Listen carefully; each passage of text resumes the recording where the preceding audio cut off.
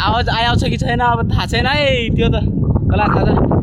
माया चाहिँ त्यहाँ तल यो सिधै त्यहाँदेखि सट्ट लागेन त्यहाँदेखि यहाँ तल त्यो ट्याङ्कीमा ठाउँ आयो यति माथि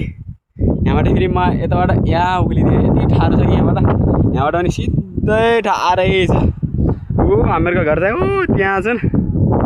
आवाज आउँछ कि छैन थाहा छैन यस्तै earphone hey guys welcome back to my channel भन्ने हो क्या यसैले होइन आवाज आउँछ कि नै यहाँबाट होइन गाइज सो फाइनल्ली इयरफोन पनि माइक पनि किनियो भन्ने अरे होइन